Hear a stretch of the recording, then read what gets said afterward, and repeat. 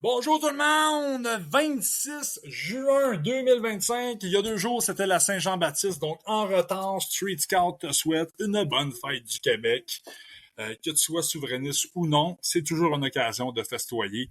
Et j'espère que vous avez eu des bons parties. Très content d'être de retour aujourd'hui avec vous. Au menu, très simple, mock draft de moi-même 2025. Avant de commencer le mock draft, j'ai envie de mettre un de mes chums en lumière. Donc, cet épisode est une présentation de l'artiste Santerre. Santerre, Santerre. Je sais pas comment le présenter, à part que c'est, à mes yeux, le meilleur artiste que j'ai jamais vu. C'est un sympathique homme. Sa copine est très jolie. Et ses peintures sont d'une beauté déconcertante. C'est vraiment phénoménal tout ce qu'il fait. Fait que je vous invite juste à aller voir sa page, puis à aller liker sa page Facebook. C'est Santerre en majuscule, Santerre. Moi, Santerre, il a fait pour ma ligue d'hockey simulé. Il fait des peintures pour nos gagnants. Bref, c'est un artiste de fou. Là. Il fait vraiment toutes sortes de peintures. Je suis pas un connaisseur, je pense que vous le voyez. Mais je veux juste que vous sachiez que Santerre, c'est un artiste d'exception, puis d'aller l'encourager, aller liker sa page Facebook, s'il vous plaît. Donc, Mock Draft 2025 de Brass est une présentation de mon chum Santerre.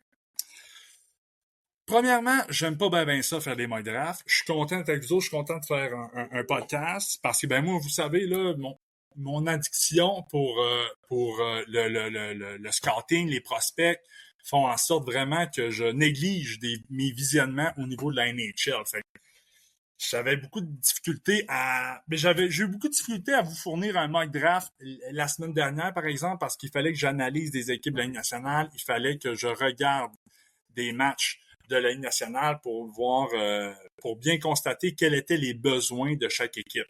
Parce que je pense que surtout dans un repêchage comme 2025, je pense que les équipes, ça va être un repêchage où les équipes vont sélectionner beaucoup plus par besoin que le meilleur joueur disponible. Quand on a des gros repêchages, des gros joueurs en première ronde, mais on se rappelle quand Carey Price avait repêché, quand les Canadiens avaient repêché Carey Price, on n'avait pas nécessairement besoin de gardien, mais à ce rang-là, dans ce bon repêchage-là, c'était le meilleur joueur disponible et bon, le reste de l'histoire dit tout. Mais cette année, on a moins de qualité, donc je pense que les équipes vont plus aller avec leurs besoins. Donc, c'était important d'analyser des équipes, de regarder des matchs des équipes. Les équipes qui étaient en séries éliminatoires, mais j'ai regardé un petit peu. J'ai regardé pas mal tous les matchs où ce que l'équipe a été éliminée pour me donner une tête sur bon, c'était quoi leurs besoins qu'il y avait pour passer au prochain niveau, pour en tout cas bien cibler l'espoir que je vais leur sélectionner pour cette première ronde-là. Bref, il y a eu un gros travail d'analyse là, dans les 2 dernières semaines, beaucoup de visionnement NHL. Ça m'a juste confirmé que j'étais très bien au niveau junior. J'ai beaucoup plus de plaisir là, à visionner un match de hockey junior qu'un match de la Ligue nationale, désolé. Mais voilà, bon, pour le bien de la cause, là, j'ai fait mes analyses pour le mock draft. Sauf que là, mon mock draft, il est pas complété. Ça fait que vous allez avoir toutes mes réflexions en même temps que faire le mock draft. Ça fait qu'on verra, ça va être quoi le résultat de tout ça. Mais j'ai bien hâte de faire cette pratique-là avec vous. Donc, sans plus tarder, on va commencer. Je le sais que dernièrement, puis là, vous le voyez au visuel, là, je suis Puckpedia, on fait notre mock draft ensemble. Donc voilà. Je le sais que dernièrement, il y a de plus en plus de personnes qui voient Michael Misa comme potentiel numéro 1. C'est à n'y rien comprendre pour moi. Ça, c'est Matthew Schaefer, c'est pas un gars qui, mettons, de calibre de Connor Bedard, par exemple, mais dans ce repêchage-là, au niveau talent, au niveau d'impact sur un match, je vois pas comment Matthew Schaefer ne pourrait pas être le choix numéro 1. La seule raison, c'est sa blessure. Il y a eu une mononucléose en début d'année. Il s'est blessé lors du championnat mondial de hockey junior, on s'en rappelle tous. Puis, tu sais, Matthew Schaefer est arrivé au championnat junior avec Team Canada. Même si Team Canada ont fini 5e, ça a été décevant comme édition. Mais Team Canada, c'est quand même des excellents joueurs tout le temps. Puis des défenseurs de 17 ans, il n'y en a pas. Ça arrive crissement pas souvent. qu'un défenseur de 17 ans se mérite un poste avec équipe Canada Junior. Matthew Schaefer l'a fait cette année. Puis moi, j'étais un gros fan de ce tournoi-là. Au début du tournoi, j'étais comme correct, Schaefer. Premièrement, moi, j'étais sûr que Schaefer allait être retranché. Ils l'ont gardé. Très bonne décision. J'étais comme, OK, il va avoir un rôle de 7e défenseur. Il va prendre de l'expérience pour l'année prochaine. C'est une bonne décision. C'est une bonne idée. Mais non, Matthew Schaefer est arrivé puis il a dominé. Là. Il a pas joué beaucoup parce qu'il s'est blessé match numéro 2, je pense. Là, mais dans les 4-5 périodes qu'il a joué, à toutes les fois, c'était le meilleur joueur sur la patinoire.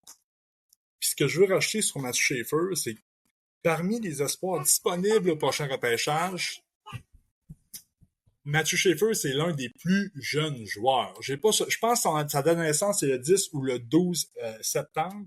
La coupure se fait au 15. Ça fait que si, admettons, Matthew Schaefer serait né 4 jours plus tard, il serait né le 16 septembre, par exemple, mais il aurait été disponible au repêchage l'année prochaine. Puis moi, je pense Matthew Schaefer, disponible l'année prochaine, moi, je pense qu'il fait Kevin McKenna. En tout cas, il challenge. Kevin McKenna, toujours premier, mais il challenge. C'est un défenseur, c'est le meilleur défenseur depuis Cale Makar à mes yeux. C'est un défenseur que j'affectionne énormément. C'est un défenseur qui est moderne. C'est un défenseur qui transporte la rondelle, mais qui est capable d'alimenter ses coéquipiers. J'ai vu quand même beaucoup de matchs de Matthew Schaefer, malgré sa blessure cette année. Je l'ai pas vu faire une erreur. Pour vrai, là. Tout le temps le bon jeu. Pas tout le temps le jeu phénoménal, le jeu wow! Mais tout le temps le bon jeu, tout le temps. Très mature pour son âge. Bref, Matthew Schaefer, je pourrais vous en parler pendant 3 semaines avec grand plaisir et avec beaucoup de joie. Mais là, pour le bien de la cause, je vais m'arrêter là. Donc, pour toutes ces raisons, les Islanders de New York, avec le premier choix au total du repêchage de la NHL 2025, vont sélectionner le défenseur des Otters derrière, Matthew Schaefer. Puis s'ils le font pas, là, je capote. Donc, Islanders, choix numéro 1, Matthew Schaefer. Correct. À date, ça va bien. Je me suis pas mêlé encore. Le choix numéro 1, il est fait. Le joueur est disponible. Je suis content. Choix numéro 1, San Jose Sharks. J'ai tenté là, d'analyser les Sharks San Jose, mais tu l'analyses puis tu te dis, cette équipe-là, là, ils ont des besoins un petit peu partout. Fait que, puis on est choix numéro 2. Numéro 2, tu prends le meilleur joueur disponible. Moi, sur ma liste, numéro 2, je sais pas si vous avez écouté mon top 32. Si oui, merci. Sinon, c'est pas grave, je t'aime quand même. Mais j'ai Caleb Desnoyers numéro 2 sur ma liste. Je pense que les Sharks vont aller avec Michael Misa quand même. Là. Je sais que j'ai Caleb Desnoyers deuxième. Puis là, un mock draft, c'est pas mon top 32 personnel. Un mock draft, c'est cette équipe-là sélectionne à ce rang-là. Je pense qu'ils vont sélectionner ce joueur-là.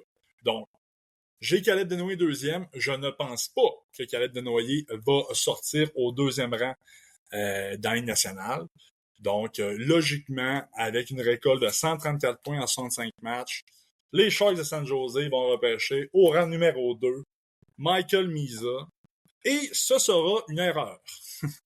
Pas nécessairement une grosse erreur, mais je vois Caleb Desnoyers supérieur à Michael Misa. Puis bon, dernièrement, là, j'ai retrouvé mon petit coup de cœur pour Porter Morton. Je suis pas en train de dire que je mettrais Morton avant Misa. Mais côté gabarit, côté maturité, côté je suis prêt à jouer dans la Ligue nationale. Pour moi, Porter Morton il est une coche au-dessus de Michael Misa. Mais les statistiques de Michael Misa, c'est des statistiques qui sont dans l'histoire de la Ligue de l'Ontario. Fait qu'il faut respecter ça. Là. Je répète, c'est 62 buts, 72-3, 134 points à 65 matchs. J'ai regardé énormément de matchs du Spirit. Le contexte, le style de jeu du Spirit de Saginaw favorisait grandement une production offensive. Je pense que Caleb Desnoyers, s'il avait joué chez le Spirit de Saginaw dans la dernière année, il y aurait eu une production offensive semblable à Michael Misa. Donc voilà, Michael Misa, choix numéro 2 à San Jose. C'est ça, je sais. Le contexte. Le Spirit de Saginaw, c'est une équipe qui jouaient strictement offensif. Des 8-5, des 9-4, des 7-6, des défaites de 8-4, des défaites de 7-5. Ça arrivait souvent. Puis on l'a vu. C'est un style de jeu que, oui, favorisait le Spirit de Saginaw en saison régulière, les productions offensives, Zane Parek en défensive. C'était un peu Zane Parek, là, le dynamo offensif de cette équipe-là. Contrairement à Caleb Desnoyers, que c'était lui le dynamo offensif chez les Wildcats. Puis, tu sais, Michael Misa a profité un peu de ce contexte. Tu sais, Chernyshov, il y avait vraiment du bon stock offensif à Saginaw cette année. Puis on l'a vu, leur style de jeu en saison régulière, oui, favorisait beaucoup leur production offensive, mais le Spirit sont arrivés en séries éliminatoires dans une première ronde où ce que le Spirit était favori et Michael Misa complètement invisible, Zane Parek complètement invisible. Dans le style de jeu que le Spirit jouait, aussitôt qu'il pognait une bonne formation en séries éliminatoires avec un schéma défensif solide, le Spirit était complètement invisible sur la patinoire. Même que j'ai trouvé qu'en séries éliminatoires, Michael Misa jouait beaucoup plus en périphérie qu'en saison. Fait que j'ai comme l'impression qu'il sélectionne des équipes où ce qu'il peut couper dans le centre dans la zone offensive. Bref, vous le voyez, je pense que je suis pas un fan de Michael Misa, là, clairement pas. Je l'haïs pas, par exemple, c'est un bon joueur, mais je pense vraiment pas que c'est le deuxième meilleur joueur de ce repêchage-là. C'est quand je vois des gens qui parlent de Michael Misa comme du choix numéro 1, je dirais rien parce que je vais rester respectueux. Mais bon, quand même, je pense que les Sharks de San Jose, avec le choix numéro 2, vont prendre Michael Misa. Pas beaucoup de surprises ici. Tout est correct, tout est beau, tout va bien. Choix numéro 3, Blackhawks de Chicago. Bon, là, ça commence déjà à être intéressant. Mon analyse des Blackhawks est un peu comme celle des Sharks de San Jose, dans le sens qu'on a des besoins partout. Là. Je pense qu'on le voit avec la production offensive de Connor Bedard, qui manque beaucoup de compléments dans cette équipe-là. Je vais aller avec un attaquant parce que, bon, après Matthew Schaefer, le deuxième défenseur que j'ai sur ma liste, moi, c'est le Tchèque Radim Murka, que j'aime beaucoup, gros défenseur tchèque de 6 pieds 6. Est-ce que je repêche numéro 3? La réponse est non. Je vous ai parlé tantôt de mon amour pour Parker Morton. Je pense vraiment qu'il y a un profil qui peut fitter avec les Blackhawks de Chicago. Est-ce que je pense qu'ils vont prendre Parker Morton? C'est tout le temps la question qu'il faut que je me dise. Et j'hésite beaucoup entre Parker Morton et Anton Frondel. Frondel, c'est un gars qui peut jouer à l'aile, qui peut jouer au centre. Ça lui donne vraiment une dimension de plus par rapport à Parker Morton, qui est strictement un ailier. Côté constance cette année, j'ai aimé mieux Parker Morton qu'Anton Frondel. Frondel, ça a été un petit peu plus de frustration. Il y avait beaucoup de wow. Il y a des matchs que tu disais « Hey, Frondel, c'est numéro 1 overall ». Puis il y a d'autres matchs que tu dis « Ah non, lui, c'est... non, c'est je sais pas ce qu'il a mangé avant le match, mais ça fonctionne pas du tout ». Frondel est allé au dernier championnat mondial des moins de 18 ans il y a quelques semaines. C'était au Texas, aux États-Unis. Puis Frondel était vu vraiment comme celui qui devait dominer ce tournoi-là. Puis en bout de ligne, bon, la Suède a terminé deuxième, et Frondel a été complètement invisible. Complètement invisible. Il y a eu d'autres joueurs suédois qui sont admissibles également au repêchage 2025 qui ont été supérieurs à Frondel. Donc, pour la constance et pour le fait que je pense que Parker Morton est un de mes 3 joueurs que j'ai sélectionné dans le draft 2025 comme pouvant potentiellement commencer la prochaine saison dans la Ligue nationale. Je pense que les Blackhawks ont un besoin criant à ce niveau-là. Donc, pour ces raisons-là, avec le 3e choix overall, les Blackhawks de Chicago vont sélectionner des Steelheads de Brampton dans la Ligue de l'Ontario, Parker Morton. Fait qu'on a notre top 3. On a notre top 3, pas super surprenant. On a Matthew Schaefer, Michael Misa, Parker Morton. Je vais essayer d'être plus rapide pour le reste, là, parce que j'ai un autre podcast dans quelques heures, puis je veux pas être en retard. Choix numéro 4, on a le Utah, j'allais dire le Utah Hockey Club. C'est plus le cas. Les mammouths du Utah, les mammouths de l'Utah. Bref. Aimez-vous le nom des mammouths? Moi, j'adore le logo. Le nom, je l'ai pas encore apprivoisé, mais ça va bien. Mais là, ils vont arriver à la table, ça va être le tour du mammouth de sélectionner, puis là, ils vont tous se regarder, puis ils vont se dire « Quoi? Quoi? Non. Il est pas encore dispo. Non. Il l'est encore. Ouais, il l'a encore. OK. Les Mammouths de l'Utah sélectionneront au 4e choix overall les Wildcats de Moncton. Caleb. Caleb. Caleb Desnoyers. Puis là, je repêche Caleb Desnoyers 4e. Puis la première chose qui me passe par la tête, puis je vous la partage, c'est Cale Makar. Quand on parle de la... Tu sais, des fois, là, on entend les équipes qui veulent tanker pour avoir un meilleur espoir, pour reconstruire. Puis c'est bien, ça fonctionne. Mais la loterie, des fois, elle fait bien les choses. Tu sais, on se rappelle, quand Colorado a repêché Makar 4e, Colorado a fini dernier dans la ligue. Ils ont perdu la loterie, ont repêché 4e. Nico Hischier, premier. Nolan Patrick, 2e. Le 3e m'échappe, mais bon. Colorado est arrivé 4e. Hein, c'est fuck, man, on voulait Hischier, on voulait Patrick, mais Chris, on va prendre Makar. Puis finalement, ben, le reste de l'histoire dit tout. Puis j'ai comme l'impression que je viens de sélectionner Caleb Desnoyers 4e. J'ai comme l'impression que ça pourrait être le vol de ce repêchage-là. Sauf que Utah, là, il repêchait pas dernier, par exemple, là, mais ça pourrait être un vol de ce repêchage-là au rang numéro 4, je pense. On se retrouve au rang numéro 5, Predator de Nashville. Bon, Predator, on va encore être dans le meilleur joueur disponible. Là. Dans le top 15, on va beaucoup là-dessus. Là. On a déjà là, comme je vous le dis, moi, mon mock draft, je ne l'ai pas fait encore. Je le fais avec vous autres. Choix numéro 5, Nashville. On a James Haggans, on a Anton Frondel. Il y a un gros hype là, sur Brady Martin dernièrement. On a vu Sam Bennett là, genre traverser les séries éliminatoires. Puis Sam Bennett, c'est vraiment la projection qu'on fait de Brady Martin chez Street Scout et à plusieurs places aussi. Là, c'est vraiment la comparaison qui ressort. Fait que là, les gens ont vu Sam Bennett torcher les séries éliminatoires. Fait que il y a vraiment un gros hype sur Brady Martin. Donc, je réfléchis déjà à Brady Martin au choix numéro 5.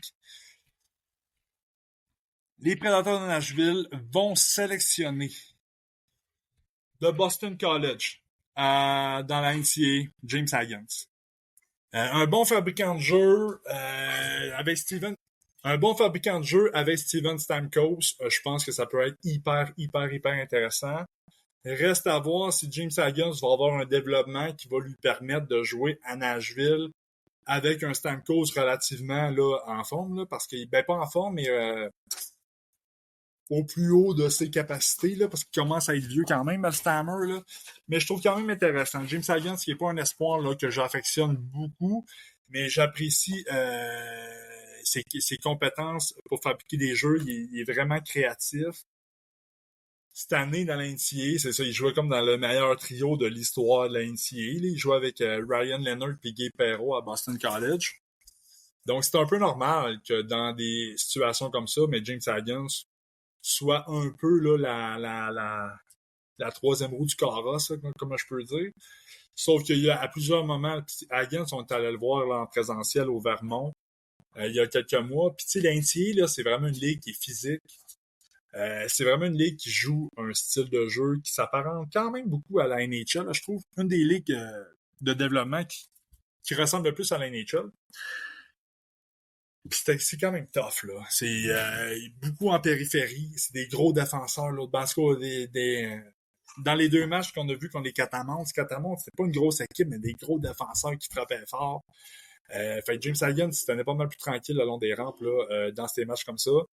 Puis beaucoup en périphérie, là. Énormément en périphérie. Attaquait très peu le centre. Mais très créatif.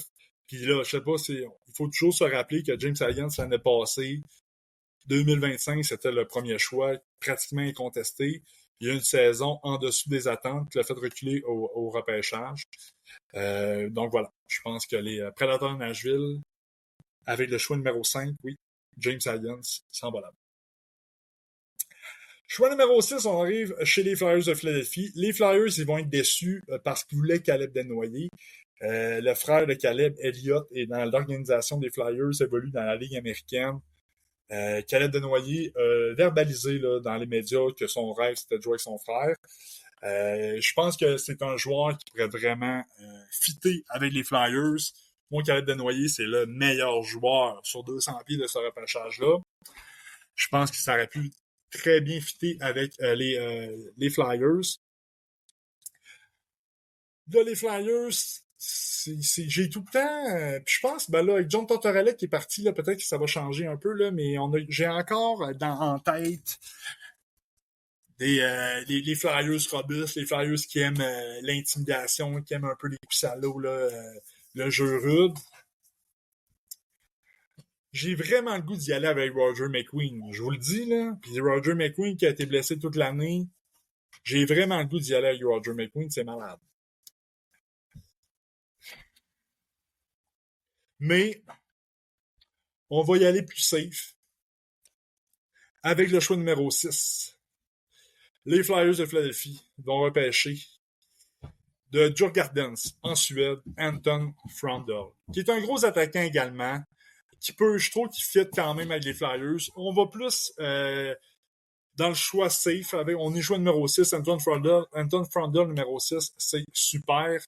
Il a aidé son équipe, son équipe jouant en Allsvenskan en deuxième division suédoise, jouait quand même avec des adultes, mais a aidé son équipe à monter en SHL, la Ligue élite suédoise l'année prochaine. En Suède, c'est un système de relégation entre les deux ligues. Bref, Djurgården ont gagné l'Allsvenskan cette année, donc ils seront en SHL l'année prochaine. Anton Frandl avait plus un rôle de quatrième trio, 10-12 minutes par match. Avec ces responsabilités-là, je le trouvais qu'il performait bien. Là. C'est un gars qui passe la ligne rouge, tombe ça dans le fond, va déranger, va faire travailler le défenseur adverse face à la bande.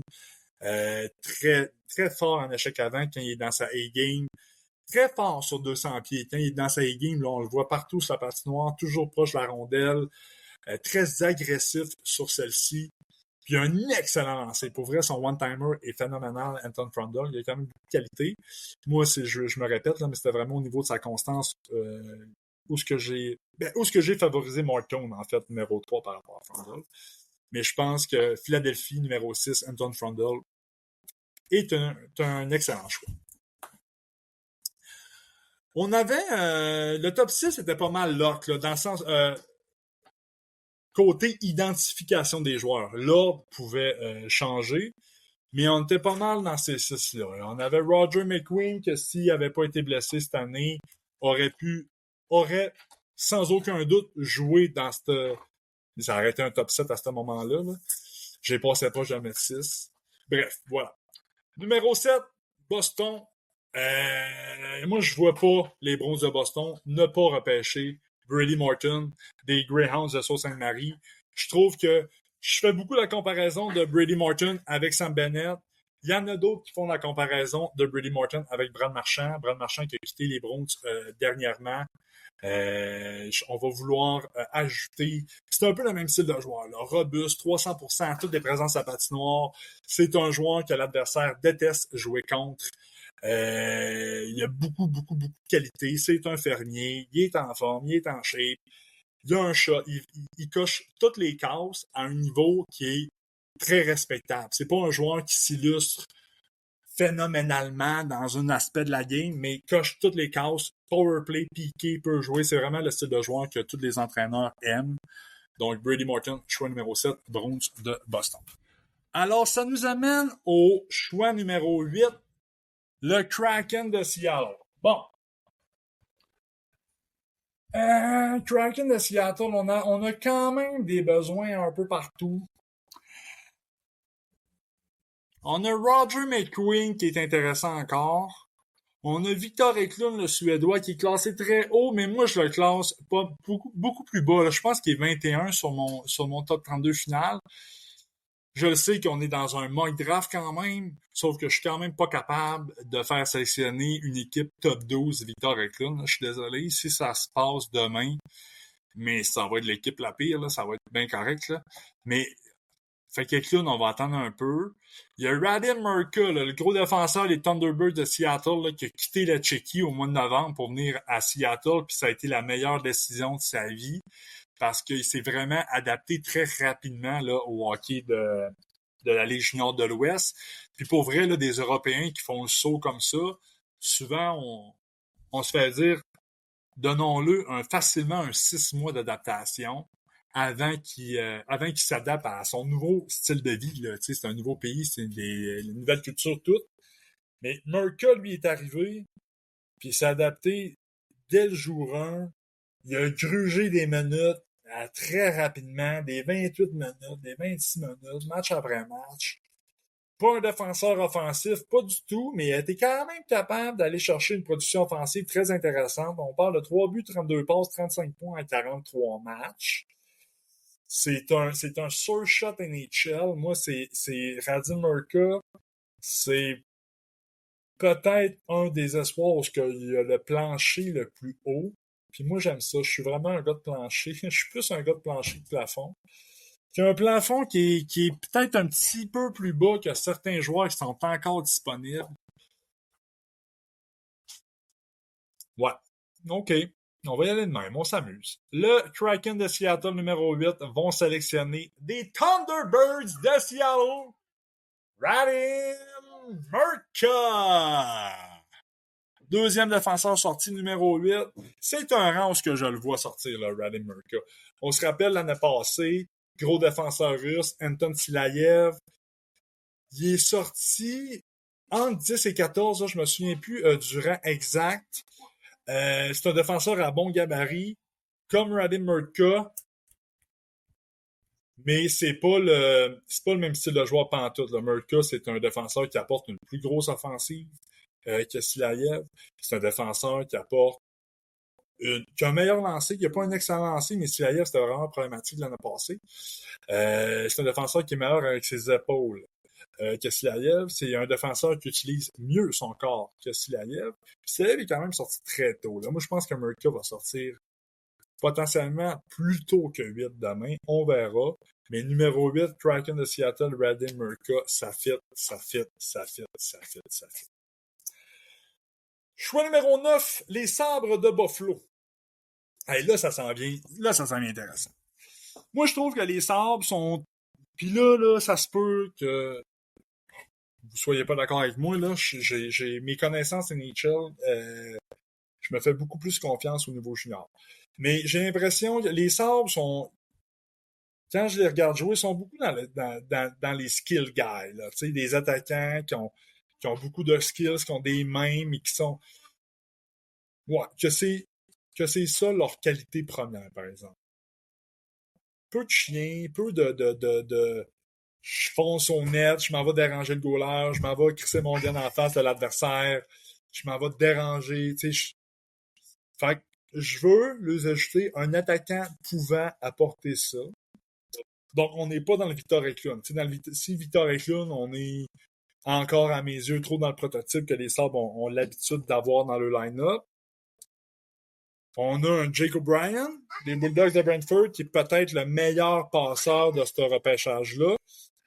Jake O'Brien, je pense, peut-être le meilleur passeur de ce repêchage-là. 32 buts, 66 passes, 98 points en 66 matchs. Il y a une passe par match. Mais encore là, c'est pas le joueur que je veux repêcher pour les Sabres. J'ai ciblé Braden Coates, qui est le coéquipier de Radim Murka avec les Thunderbirds de Seattle. Braden Coates, moi, je le vois dans ma soupe. C'est capitaine Canada au dernier U18. C'est un leader pur. C'est un peu comme Martin. Là. C'est un joueur qui coche toutes les cases, mais peut-être un petit peu moins que Martin encore. Mais c'est pas lui que je vais sélectionner. Braden Coates, on est plus en dehors du top 10, je pense. Alors, mon choix est fait. Avec le choix numéro 9, les Sabres de Buffalo vont sélectionner des Silver Tips d'Everett, Carter Bear. Carter Bear, un attaquant fougueux. Un attaquant qui est quand même capable de s'illustrer par une fabrication de jeu. Oui, merci. Quand même capable d'être créatif, pas réputé pour être un joueur genre fucking créatif, mais capable par moment là, de faire bondir les gens de leur siège dans les estrades là, par un jeu spectaculaire. Mais ses qualités premières, c'est nord-sud, c'est excelle sur 200 pieds, c'est ne prend pas de présence de repos, très constant, Tu sais ce qui va te donner sa patinoire. C'est pas quelqu'un qui prend des jours de repos nécessairement. Donc, j'ai l'impression qu'avec les Sabres, c'est un joueur comme ça que ça nous prend. J'avais pensé également à Roger McQueen, mais j'ai Carter Bear. J'ai Carter Bear. Donc, Carter Bear, numéro 9 à Buffalo. Ce qui nous amène aux Ducks d'Anaheim pour le choix numéro 10 pour compléter notre top 10. Anaheim, je suis un peu embêté. Là. Je trouve qu'il y a des besoins un peu partout. J'aime pas cette équipe-là. Ouais. Il y aura Keshon Etchison va sortir plus tard. Je pense que, ouais, OK. Avec le 10e choix, les Ducks d'Anaheim vont sélectionner les White Kings de Brandon, Roger McQueen. C'est là qu'on va profiter de la blessure de Roger McQueen pour le sélectionner au 10e rang, parce que sans blessure cette année, avec un Roger McQueen en santé, je pense on parlerait de lui comme un espoir top 5. On parle ici d'un attaquant de 6 pieds 5, près de 200 livres, qui patine comme le vent, qui a des mains phénoménales, qui est capable de marquer des buts, qui avec son gros gabarit, il l'utilise très bien. Souvent des jeunes joueurs de cet âge-là qui ont des gabarits imposants de cette façon-là. Je ne sais pas si vous écoutez les épisodes du Street Scout podcast, mais je dis souvent que ce joueur-là apprend à habiter son corps. Puis des fois, là, ces grands espoirs-là, c'est des espoirs où ça va être plus long, le développement. Mais j'ai comme l'impression que Roger McQueen, là, il est en avance sur plusieurs aspects dans son développement. C'est souvent les grands joueurs, mais ils vont avoir de la misère au niveau de sa mobilité. Souvent les grands joueurs, ça va être des joueurs qui vont se faire casser les chevilles quand il va avoir des changements de direction rapides. Mais Roger McQueen, il n'y avait rien de ça. Il était vraiment dominant, puis il était vraiment intimidant sur la patinoire. Pas nécessairement par ses épaules, mais par l'ensemble du joueur qui il est tellement imposant, plus sa rapidité, dérangeait beaucoup les défenseurs adverses, dérangeait beaucoup les gardiens adverses. Bref, sa blessure est quand même inquiétante dans le sens que avec la blessure de Caden Lidstrom l'année passée, des blessures semblables, deux joueurs qui sont semblables aussi. Puis Caden Lidstrom, cette année, on l'a vu, ça a été extrêmement difficile. Pas joué une grande partie de l'année, il est revenu en séries éliminatoires. Puis bon, je suis très conscient qu'il y avait plusieurs mois d'inactivité. Très conscient de ça. Mais c'est en rien le Caden Lidstrom qu'on avait vu l'année dernière. Puis tu sais, l'année d'avant, il avait manqué beaucoup de matchs aussi. Mais on avait réussi à le scotter quand même là, avec son début de saison. Puis on a deux joueurs complètement différents. C'est-tu la blessure, c'est-tu l'inactivité, ça se peut que ça soit un ou l'autre.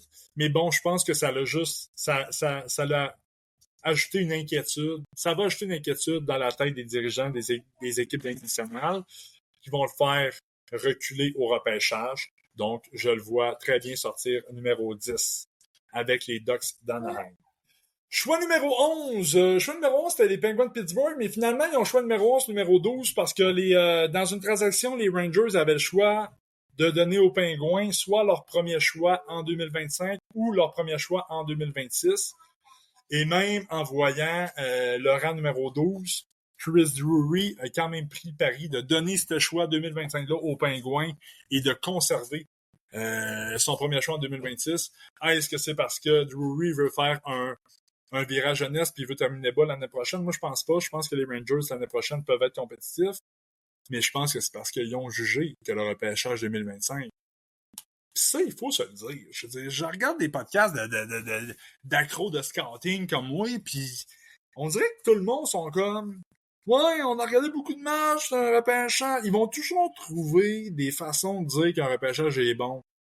Moi, j'aimerais ça juste qu'on soit tout le monde transparent avec tout le monde. Le repêchage 2025 n'est pas un bon repêchage. À première vue. Peut-être que dans 4 ans, vous allez me lancer des tomates, puis vous aurez de ma gueule, puis c'est bien correct. Je vais l'assumer à ce moment-là. Mais ça fait plusieurs années là, que je scoute les repêchages.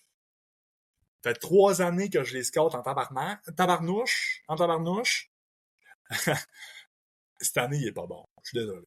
Il est juste vraiment plus faible. On est un peu dans le repêchage de Slavkovski, là, même que cette année, je le vois encore une petite coche en bas. Bref, je vais juste faire cette petite parenthèse-là. Et ça fait en sorte que Chris Drury a donné son choix numéro 12 aux Penguins de Pittsburgh. Et ça fait en sorte que les Penguins vont sélectionner à 2 reprises. Qui vont-ils sélectionner maintenant? Les Penguins, on est dans une reconstruction annoncée. Là. On a annoncé qu'on n'allait pas renouveler le contrat d'Evgeny Malkin l'année prochaine. Il va jouer sa dernière année en 2025-2026. On a des Eric Carlson qu'on cherche à se départir. On a des Christopher Letang qui est... je sais pas, man, qui fait une crise de cœur par année. Là. Non, mais tu sais, qui gagne en âge, qui approche de la retraite. Même chose pour Sid. On n'a pas de gardien. On ne repêchera pas un gardien 11-12. Fait que j'ai tendance à vouloir y aller avec un attaquant, un défenseur. L'attaquant, je suis assez bien seté dans mon choix, donc on va le sélectionner avec le choix numéro 11. On va y aller, je n'ai parlé un petit peu tantôt. Avec le choix numéro 11, les Penguins de Pittsburgh vont sélectionner des Bulldogs de Brentford, Jake O'Brien. Un des meilleurs passeurs de ce repêchage-là. Je répète ses statistiques offensives cette année. 32 buts, 66 passes pour un total de 98 points en 66 matchs. Moi, je suis moins un fan que, mettons, mon chum Brad qui est avec moi dans Street Scout. Je trouve qu'il manque d'explosion sur patin. Ouais. Manque de... Tu sais, c'est un 6 pieds 2, 170 livres. Je veux qu'il passe beaucoup de temps là, au gym. Je veux voir un Jake O'Brien à 185-190 livres. Pour pouvoir mieux le projeter. Mais côté vision du jeu, côté IQ, côté qualité de passe, créativité, c'est assez phénoménal. Fait que Jake O'Brien, numéro 11, je pense que ça peut être une très bonne prise pour les Penguins de Pittsburgh. Puis, tu sais, là, t'essayes de le faire travailler là, pour qu'il vienne jouer un an avec Sid. Là. Tu l'amènes avec Sid, là, la dernière année de Sid, tu amènes Jake O'Brien dans le line-up. S'il fait passer un année avec Sidney Crosby pour qu'il apprenne le métier, je pense que ça peut faire de quoi de bien. Donc, choix numéro 11, Jake O'Brien pour les Penguins de Pittsburgh, les Bulldogs de Brentford. Choix numéro 12, on est encore à les Penguins. Je veux un défenseur. Les défenseurs intéressants restants. On le sait, on a sorti Matt Schaefer premier, on a sorti Mercolby. Il nous reste Jackson Smith, des Americans de Tri-City. Défenseur extrêmement mobile. Patine comme le vent. Extrêmement mobile.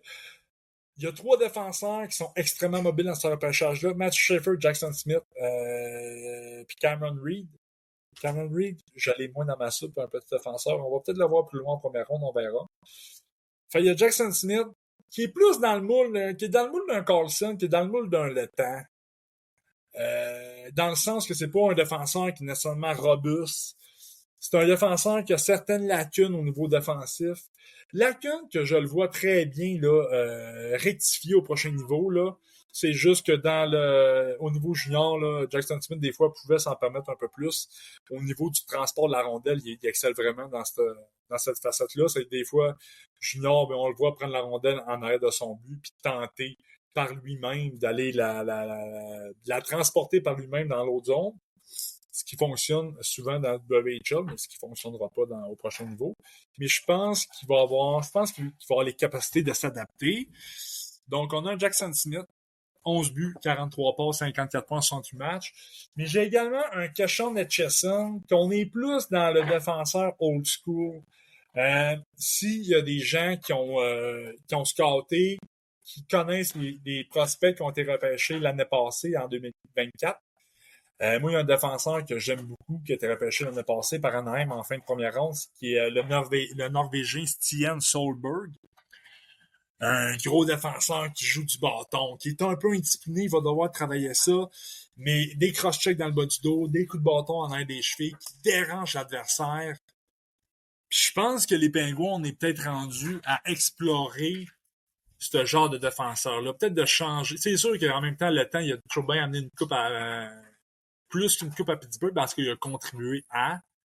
Fait que je suis vraiment embêté. Entre Jackson Smith et Keshon Etchison, si j'ai des Patreons là, avec moi en ce moment, là, dites-moi votre choix entre les deux. En ce moment, comme je vous dis, moi, Mon mock draft, il est pas fait. Je voulais vraiment vous partager mes réflexions. Je vais vous partager mes réflexions en live. OK, j'ai des Patreons qui favorisent Keshon Etchison à Jackson Smith pour le choix des Pingouins. Asti, j'ai tendance à y aller avec eux autres. Parce que Cameron Reed, c'est plus loin, ça, on touche pas. On peut y toucher en première ronde, mais pas à ce rang-là. On est encore très tôt dans le repêchage. On a un Blake Fedler qui est un grand défenseur, le fils de Vernon Fedler, un ancien joueur de la Ligue nationale. Mais encore une fois, je vois ça un petit peu tôt. Moi, j'ai Logan Hansler, américain, qui joue au Wisconsin NCAA, champion du monde, du dernier championnat mondial des U20. Lui, s'est fait un poste avec les U20 l'année passée. Puis c'était le plus jeune défenseur. Il s'est fait un poste, puis il a eu un impact quand même considérable dans la conquête vers l'or. Je l'aime beaucoup. OK.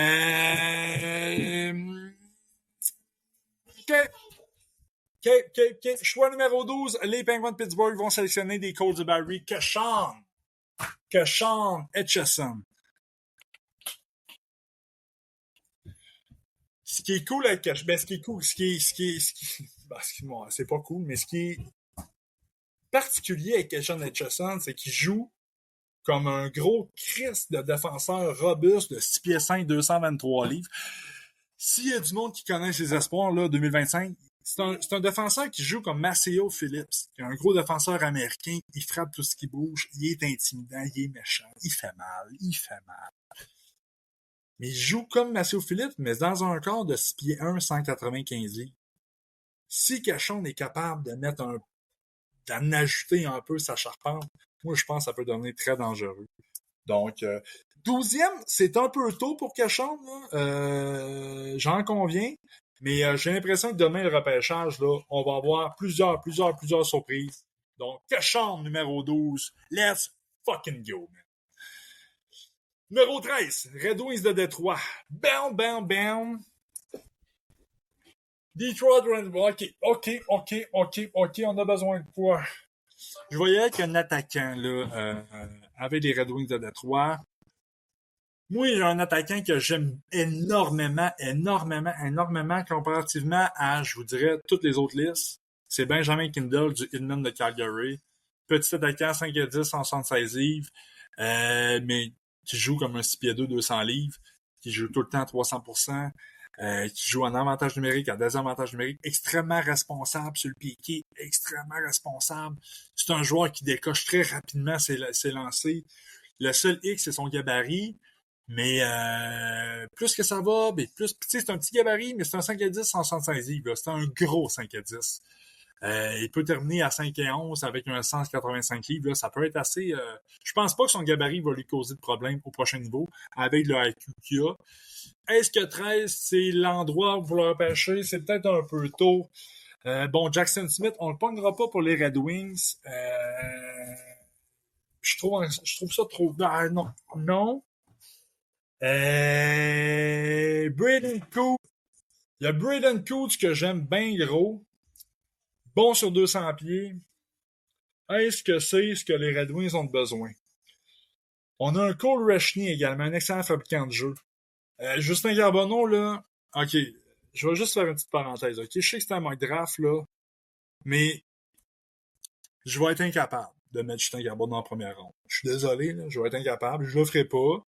Je pense qu'il va être repêché en première ronde demain, mais je suis pas capable. Moi, je déteste ce joueur-là. C'est un des pires IQ que j'ai rarement vu dans ma vie. Non, j'exagère pour vrai, là. Mais c'est quelqu'un qui domine au niveau junior. T'sais, on a un 89 points en 62 matchs. C'est excellent. 46 goals. C'est phénoménal. C'est un gros gars qui a un excellent lancer. Et c'est un gars qui dominait par son physique. C'est un gars qui dominait par la différence de physique qu'il y avait cette année dans la HMQ entre lui et ses adversaires. Différence qui va être beaucoup plus rétrécie au prochain niveau. Puis je pense que c'est là que le IQ, son mauvais IQ, va ressortir. Puis rappelez-vous toujours d'une chose. Il y a toujours un mauvais choix de première ronde. Il y en a toujours un. C'est rare en tabarouette des repêchages que tous les joueurs de première ronde ont joué dans la Ligue nationale. Il y en a tout le temps. Puis moi, je pense que cette année, ça va être Justin Garbonneau. Je Je suis pratiquement sûr. Bref, en tout cas, c'est la dernière fois que vous allez entendre parler de Justin Charbonneau sur mon mock draft. Jack Nesbitt, c'est trop tôt. Bill Zonon, c'est trop tôt. Malcolm Spence, on est trop tôt. Ivan Ryabkin, on est trop tôt. Colin Potter, pour moi, ça, c'est intéressant, mais on est encore un petit peu trop tôt. On va se rappeler quand même de Colin Potter pour un prochain choix. Logan Hensler, c'est intéressant. Logan Hensler va sortir bientôt aussi. William Moore, on touche pas à ça. Lyndon Lakovic va sortir bientôt aussi. Mais puis j'ai écouté des matchs de Lakovic dernièrement. J'ai des points d'interrogation. C'est un gros attaquant de 6 pieds 4 qui bouge bien. On va le sortir bientôt. Mais lui aussi, j'ai des interrogations. J'allais dire beaucoup, là. Beaucoup moins que Justin Charbonneau, mais certaines aussi. Cameron Schmidt, un petit attaquant que j'aime beaucoup, mais 5 et 7. C'est trop petit pour le sectionnel-là. Fait que là, bon, on n'ira pas trop loin. That's it, man. Choix numéro 13. Les Red Wings de Détroit vont sélectionner les Thunderbirds de Seattle. Braden Coots, Captain Canada, les amis. Champion du monde au dernier championnat mondial des U18. Puis sérieux, si vous voulez voir une leçon de hockey, allez visionner la finale du championnat mondial des U18 au Texas. C'était à Frisco, au Texas. Finale Canada-Suède. C'est de la magie pour les yeux. C'est de l'excitation pure. C'est une clinique de hockey. C'était Canada-Suède. Et la Suède était favori. La Suède avait un gros line-up. Le Canada, 7. Le Canada, man, par un toucher, man, converti, calique, 7-0 la finale. Une clinique de hockey. Allez voir ce match-là. C'est un charme de fou. Donc, voilà, Braden Coots, numéro 13. On est bien là? Ouais, numéro 13, Détroit. C'est bien ça, hein? Ouais. Numéro 14, Columbus. Columbus. Le pire, man, c'est que Columbus pourrait sortir Justin Charbonneau, man. Moi, Columbus, on va y aller. Ah, ouais, OK. Columbus, on va y aller. On va vouloir remplacer Feu Johnny Gaudreau. Christ Histoire, on se rappelle. Fait qu'on va repêcher d'Arizona State à NCAA, Colin Potter. Un choix qui sort un peu de... C'est un peu tôt, j'en conviens, 14 Potter, mais pour vrai, Potter, c'est un joueur qui est allé au dernier championnat mondial des U18. Les Américains, ils alignent toujours le programme américain à ce tournoi-là. Mais ils vont quand même se chercher quelques autres joueurs qui sont disponibles juste pour se booster un club. Ils sont allés chercher Colin Potter qui joue à Arizona State cette année à NCAA. Malgré le fait que c'est un 2007, moi, janvier.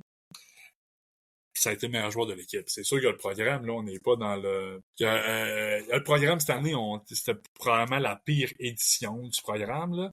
Mais quand Potter est arrivé là, puis il a dominé... je l'ai trouvé gros, sa patinoire. C'est pas un gros gabarit, là. C'est un 5-11, 172, genre, là. Mais j'ai trouvé gros, sa patinoire. J'ai trouvé confiant. Je l'ai trouvé d'un coin de patinoire. Je l'ai trouvé dérangeant, créatif. C'était vraiment celui qui provoquait le plus, qui créait le plus d'occasions de marquer pour son équipe. Bref, je l'ai beaucoup aimé. À Arizona State, c'est la même chose. NCAA, dans un calibre... tu sais, Potter, ben c'est sûr qu'Arizona State, là, on pogne des moins grosses universités que Boston College, là. Mais physiquement, je trouvais qu'il rivalisait mieux qu'un James Haggins. Bref, Colin Potter, je l'aime bien gros. 14, Columbus, let's go. Numéro 15, Vancouver. Qui qu'on repêche, Alfie, numéro 15 à Vancouver? Ben, Vancouver, je vais le poigner Jackson Smith. Je pense que rendu là, on est rendu choix numéro 15. Tu sais, choix numéro 15, là, on est dans les rangs où, ce qu'à un moment donné, tu dis, hey, tabarouette, ce joueur-là, il est encore là. Un peu comme quand les Canadiens ont repêché Cole Caulfield 15e. Et on le voyait pas, on le voyait beaucoup plus tôt que ça, malgré son petit gabarit. Il avait fait 72 buts en 68 matchs. Je pense que ça n'avait pas de sens. Je pense que Jackson Smith, ça peut être dans cette même lignée-là. On va arriver au 15e rang. Les Canucks vont dire, hey, Jackson Smith est encore là. On l'apporte dans notre groupe. Donc, Jackson Smith, des Americans de Tri-City. Voilà le choix numéro 15 des Canucks de Vancouver. Ce qui nous arrive au choix numéro 16 et 17, deux sélections du Canadien de Montréal. Moi, j'aurais pensé que le Canadien aurait repêché Kachon Etchison, mais là, on l'a sorti 12. Puis en passant, soyez à l'écoute. Le Street Scout Podcast, demain, est live pendant le repêchage de la Ligue nationale. L'année passée, on l'avait fait un peu, mais je l'avais échappé un petit peu sur l'alcool. Là, c'était un peu cacophonique. Là. Cette année, ça va être plus professionnel. Puis je vais faire mon repêchage en même temps que celui de Ken Hughes. Puis Brab, qui va être avec moi, lui va faire son repêchage en même temps que celui de Don Sweeney. Puis dans le fond, pourquoi qu'on fait ça? C'est quand, mettons, que le choix numéro 16 va arriver. Mais moi, je vais dire sur le podcast, moi, je prends ce joueur-là avant que Ken Hughes sélectionne son joueur. Puis pourquoi qu'on fait ça? Mais c'est parce qu'on prend nos repêchages en note, puis dans 4 ans, on va rapporter le repêchage du Canadien et le repêchage des Bruins. On va le comparer à nous autres, puis on va se dire qu'on est meilleur qu'eux autres. C'est l'objectif. Je vais peut-être me planter. C'est l'objectif. Puis, tu sais, ça a quand même mal commencé. Là. L'année passée, choix numéro 5, moi, j'ai été Jiggin là, qui a été blessé toute l'année, puis ils ont repêché Van Deminov, puis le reste de l'histoire. Mais bon, c'est dans 4 ans. Dans 4 ans, dans 3 ans maintenant, j'ai encore confiance que mon T. Jiggin là va être un élément très important dans la Ligue nationale. Donc, choix numéro 16, encore une fois ici, puis on le sait, le Canadien, on n'a pas nécessairement besoin de défenseurs, mais ils vont en sélectionner quand même. Puis je suis d'accord avec ça. Je pense que des défenseurs, t'en as jamais assez. Des défenseurs, les équipes en cherchent toujours des bons défenseurs fiables. Les équipes, il n'y a pas une équipe qui ne veut pas de ça. Donc, tu sais, c'est de repêcher des défenseurs, pas nécessairement pour qu'ils jouent avec toi. Ben, si oui, tant mieux. Mais c'est des monnaies d'échange potentielles. Donc, avec le choix numéro 16, le Canadien de Montréal vont sélectionner de l'Université de Wisconsin, Logan Hensler. Logan Hensler, qui a joué à NCAA, champion du monde U20 avec les États-Unis. Donc, on a passé la mi-chemin de la première ronde. Donc, choix numéro 16, Canadien de Montréal a repêché Logan Hensler. C'est pas un choix, je pense, qui va être populaire, mais pour vrai, moi, Canadien repêche Logan Hensler demain 16 ou 17, là. Je saute pas au plafond parce que c'est pas excitant comme choix, mais c'est, pour moi, ça serait une très bonne sélection.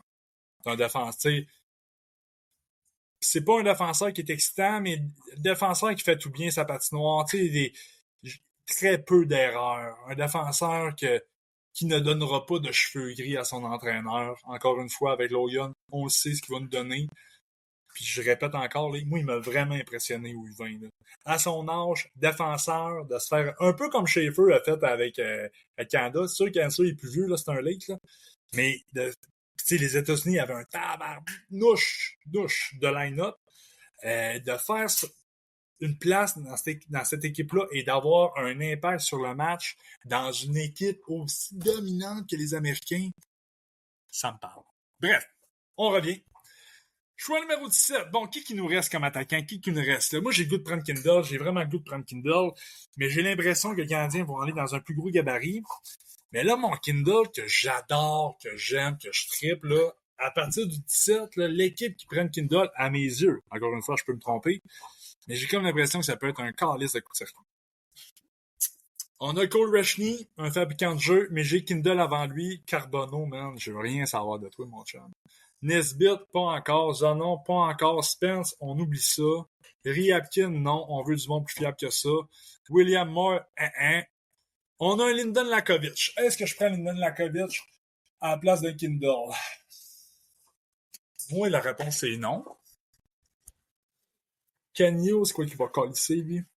Cameron Schmidt, Canadiens n'iront pas là, malgré que c'est un gars qui est un gabarit à la Gallagher, en plus qu'il a joué son hockey junior à la même place que Gallagher, qui est un peu comme Gallagher, mais avec un excellent lancer. Là. Gallagher, c'est pas le meilleur shot. Là. Cameron Schmidt, on le voit ici, là, 40 goals en 61 matchs.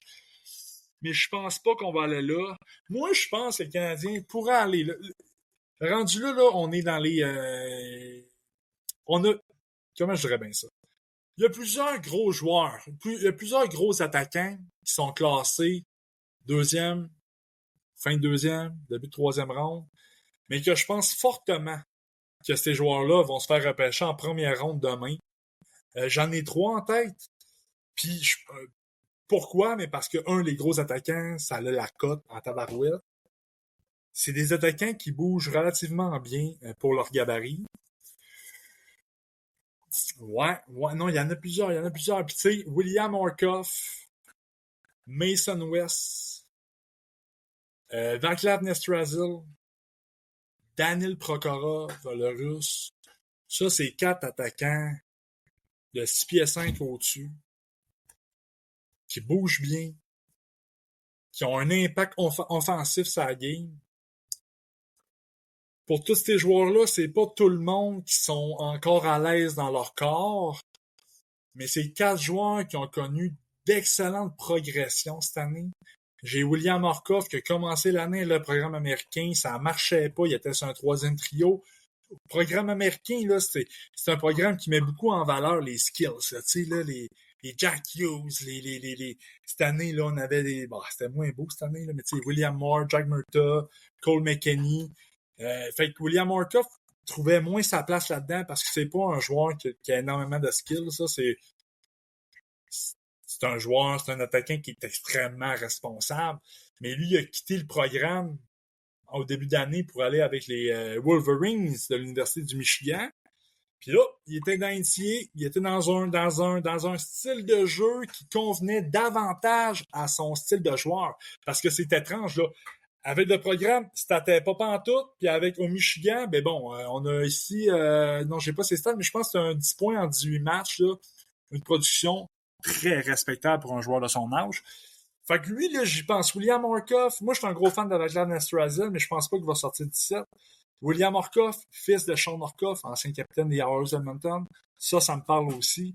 Je pense que les Canadiens pourraient aller avec un William Orkoff. On a le gros Mason West aussi, qu'on n'oublie pas. Mason West qui jouait dans un prep school au début de l'année. A terminé la saison dans la USHL, joué avec la Force, Fargo Force. USHL a joué une dizaine de matchs. Lui, là, 6 pieds 5, 223. C'est lui le corps arrière au foot que là, il a choisi le hockey un petit peu, donc il va se concentrer davantage sur ce sport-là.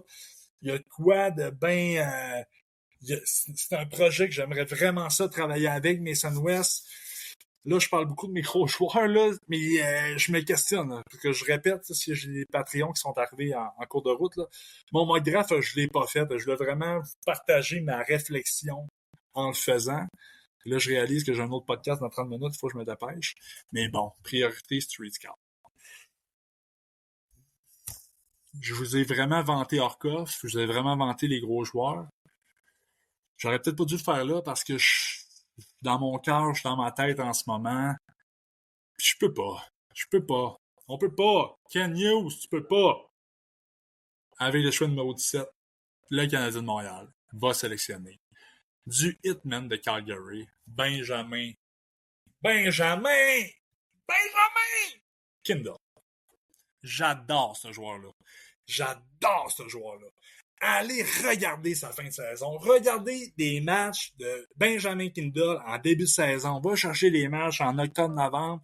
Si tu veux les voir, je te donne la plateforme pour que tu puisses voir le avant puis le après. Après ça, va voir un match de Benjamin Kindle en fin de saison. Des matchs serrés contre des grosses équipes. Benjamin Kindle élève son jeu d'un cran quand l'adversaire de l'autre côté est plus fort. Je capote ce joueur-là. 17, c'est un bon rang. Moi, je pense que j'allais top 10 là, dans mon 32 final. Là. Je sais pas si je l'ai proche. Là. J'adore ce joueur-là. Donc, Canadien, 16 aurait Hensler, défenseur très fiable. 17, Kindle. Ça serait un duo d'espoir. Je serais content. Soyez à l'écoute du Street Scout Podcast. Vous allez avoir mes choix live demain. J'ai hâte en tabarouette. OK, nos 2 choix du Canadien sont faits, 16-17. On est au choix numéro 18, les Flames de Calgary. Vous voyez, les Flames de Calgary, là, c'est une équipe que j'avais vraiment l'impression qu'il me manquait de visionnement NHL. Puis là, je vous en parle, puis je suis encore pas capable de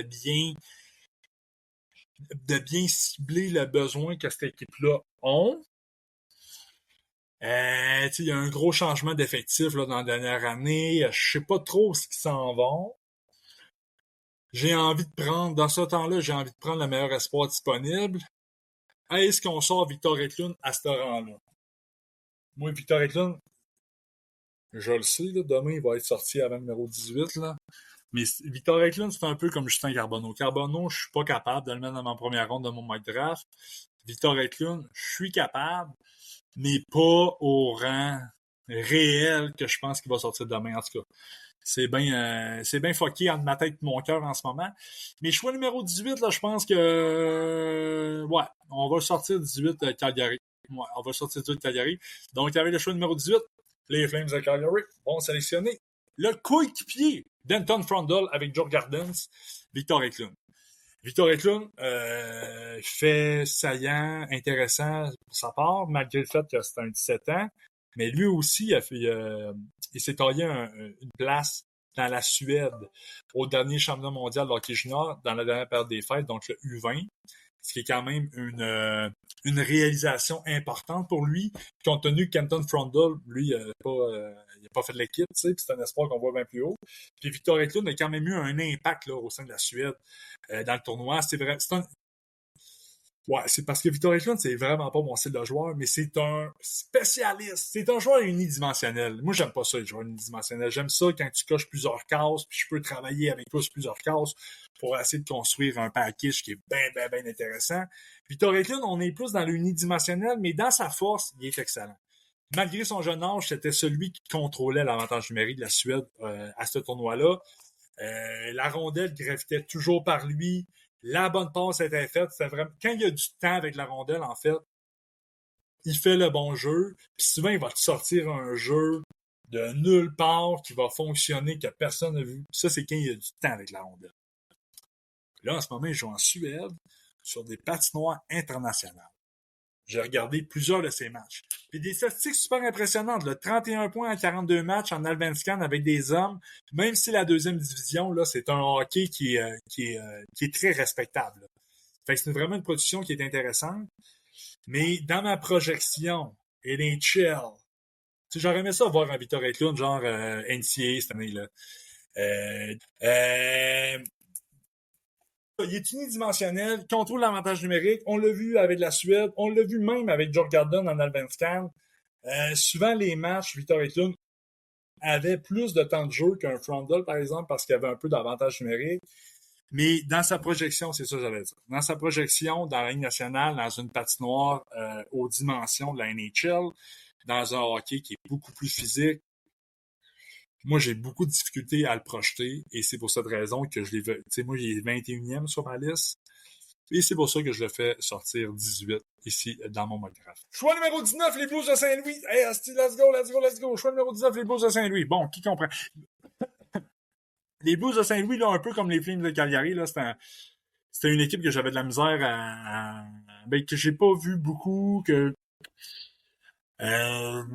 Montgomery est rendu là. Montgomery aime, c'est sûr ils repêcheront pas des joueurs pour le coach, ils font jamais ça, mais ils devraient le faire. Il y a Jack Nesbitt, man, qui pourrait sortir. Cole Reshney. Carbonneau, hein, on va... c'est ça. Riapkin, moi, je pense pas qu'il va sortir en première ronde. Il y a un Malcolm Spence là, qui est intéressant. Malcolm Spence qui a été un peu décevant cette année. On s'attendait à davantage de sa part. C'est un lead. Là. Celui, c'est un des plus vieux du repêchage. Je pense qu'il est né le 22 septembre. Puis cette année, on s'attendait à davantage de lui. Là. L'année passée, il a connu une grosse saison. Il a été excellent au Linka Gretzky. C'est lui qui a marqué le but en prolongation, pas au dernier Linka, mais celui d'avant, en prolongation contre la Tchéquie. Il est allé poke-checker Andrei Koch de manière exceptionnelle en zone défensive. Il a pris la rondelle, il a explosé sur patin, traversé le défenseur, il a rien échappé, il a scoré pour donner la victoire 3-2 au Canada. Est-ce que j'aime ça, le hockey national, c'est malade. Mais cette année, il a été décevant. C'est un attaquant qui joue avec les Otters derrière. Malcolm Spence, c'est ça. Malcolm Spence joue avec les Otters derrière, coéquipier de Matthew Schaefer, a été grandement affecté là, par la perte de Matthew Schaefer, ben, comme tout le reste de l'équipe. Là. Mais malgré une production offensive de 73 points en 65 matchs, on s'attendait à davantage de Malcolm Spence. Je vais le sortir en première ronde, mais je le sors pas 19. Blake Fedler, là, défenseur, un grand défenseur, 6 pieds 4, 209 livres, patine bien. Pas un défenseur qui est projeté première paire. C'est pas un défenseur qui va t'apporter une grosse position offensive, mais un défenseur qui va un shutdown là, qui est vraiment solide sur le désavantage numérique. Moi, il y a là Cole Rushney. Là. Il y en a-tu plus bas qu'on a oublié? Reese Wozniak. Ben oui, pense vraiment, moi, touché à ça. Sacha Boumedienne, ça peut être intéressant en première ronde, pas de suite. Riker Lee peut être intéressant en première ronde, pas de suite. Nathan Bem, là, ne touchez pas à ça. Avec un bâton très long, on ne touche pas à ça. Shane Gonzaghi, je l'adore à Michigan State, un attaquant robuste qui a joué une NCAA, qui pratique un hockey NHL vraiment. Il y a beaucoup de pros dans son jeu. On a Eric Nilsson, qui est probablement l'attaquant suédois, le meilleur attaquant suédois sur 200 pieds. Mettons après Frondel, là, dans ce repêchage-là. Je l'apprécie, mais je cherche encore son potentiel offensif à explorer. Bref, là, on est rendu trop loin. Donc, on va y aller. Les Royals de Victoria, Cole Rushney, 92 points à 62 matchs cette année. Cole Rushney, que pendant l'année, il a déjà été vu comme un espoir top 10. Donc, 19 Saint-Louis, Cole Rushney. Ça fit. Là, numéro 20, Columbus Blue Jackets.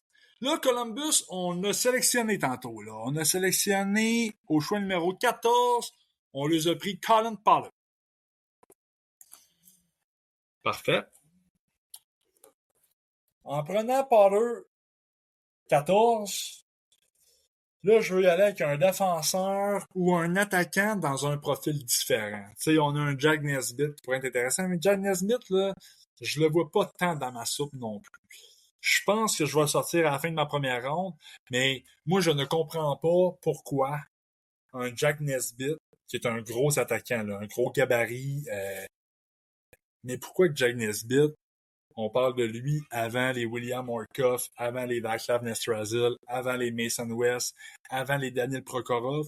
Moi, il y a quelqu'un qui va falloir qu'il m'explique ça parce que les 4 joueurs que je vous ai énumérés, là, s'ils sont pas supérieurs à Jack Nesbitt, là, sont égaux. Prokhorov, là, on a vraiment beaucoup de travail à faire, mais tu sais, c'est un 6 pieds 6, 210 livres qui a une shot, mais il y a une shot, là. Le seul problème avec lui, c'est qu'il a joué en MHL toute l'année. En MHL, là, on est loin en calibre de jeu, là. C'est comme le style Ligue Junior en Finlande, là, c'est pas regardable. Tu regardes les matchs, là, tu saignes des yeux, ça file pas, genre, t'es malheureux. T'as hâte que ça finisse, bref. En MHL, c'est un peu la même chose. C'est ça, un défenseur ou un gros... Je vais pas avec Jack Nesbitt. On pourrait peut-être y aller avec Malcolm Spence. Je pense qu'on n'ira pas avec Cameron Reed, là. Si on veut un défenseur, on va y aller dans plus... on va y aller avec Blake Fedler. Je pense qu'on va y aller avec Blake Fedler. Je vais favoriser Blake Fedler à Sacha Boumedienne pour cette section-là. Donc, avec le choix numéro 20, les Blue Jackets de Columbus vont sélectionner des Old Kings d'Edmonton, Blake Fedler. Rares sont les Américains qui viennent jouer junior canadien. Blake Fedler, pour la petite histoire, là, ça a été le capitaine des États-Unis lors de la dernière Coupe Linka-Gretzky qui se passe au début de l'année. C'est vraiment l'année de scouting commence avec le Linka-Gretzky. Puis à ce tournoi-là, l'équipe américaine n'aligne aucun joueur du programme. Donc, ils vont créer leur équipe avec des joueurs de la USHL, avec des joueurs de la CHL, les Américains de la CHL. Bref, Blake Fedler était le capitaine de cette équipe-là. Leader, gros défenseur, très fiable. C'est pas un problème que j'ai avec lui, mais c'est un défenseur que j'aime beaucoup, mais toute l'année, j'ai essayé de projeter un semblant de position offensive au prochain niveau. J'ai pas été capable encore, sauf que Shot Dundee, en ce moment, il a 17 ans, joue comme un gars de 25, très responsable, habite bien son corps, bouge bien, se connaît bien aussi. Moi, c'est ça que j'aime de Blake Fedler et des joueurs de hockey en général. Moi, je pense que la qualité première d'un joueur de hockey, c'est de se connaître comme joueur de hockey. Puis Blake Fedler, c'est ça qu'il fait. T'sais, lui, il sait, là, quand il a la rondelle dans sa zone, mais il sait que probablement que son allié va être capable de mieux faire progresser la rondelle que lui.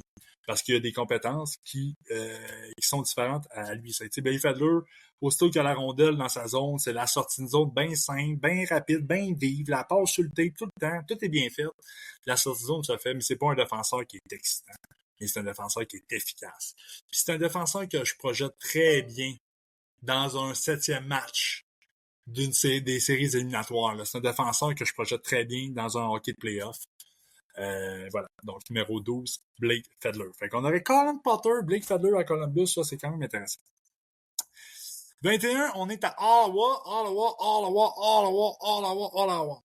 Moi, Ottawa, là, j'ai une théorie. C'est calissement dans ma tête. Mais les sénateurs ne repêcheront plus de joueurs américains très hauts. Les Américains ne veulent pas jouer au Canada, encore moins à Ottawa, je pense. J'ai pas de... Mais tu sais, Brady Tkachuk, il y a plein de rumeurs qui va partir. Bon, j'avais des exemples, là, mais là, rapidement, je suis pas capable de vous en sortir. J'ai l'impression que, tu sais, comme l'année passée, moi, je pense qu'ils auraient repêché Yves Bouillon, mais ils sont allés avec Yakemchuk à la place. Je pense qu'ils voulaient y aller avec Yves Bouillon, mais qu'ils ont jugé que Yakemchuk, il avait plus de chances d'avoir de la longévité à Ottawa qu'un Bouillon. Puis ça, c'est vraiment dans ma tête, là, je vous le dis, là, j'ai pas de confirmation, rien. Je pense qu'Ottawa, ce rang-là, pourrait prendre très bien Justin Garbonneau, mais pour les raisons que vous connaissez, je le sélectionnerai pas. C'est là que je vais sélectionner Malcolm Spence pour Ottawa. Attaquant très fiable, 200 pieds. Un joueur qui est clutch aussi, là. J'aime ce que Malcolm Spence me donne dans les matchs importants.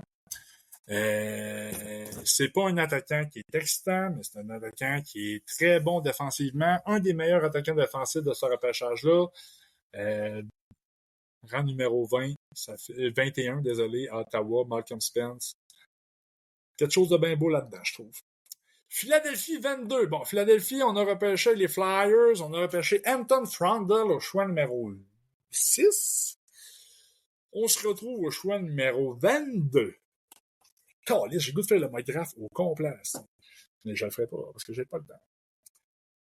Je vais sortir Lyndon Lakovic au rang numéro 22. C'est très tard pour lui. Il va sortir beaucoup plus tôt demain.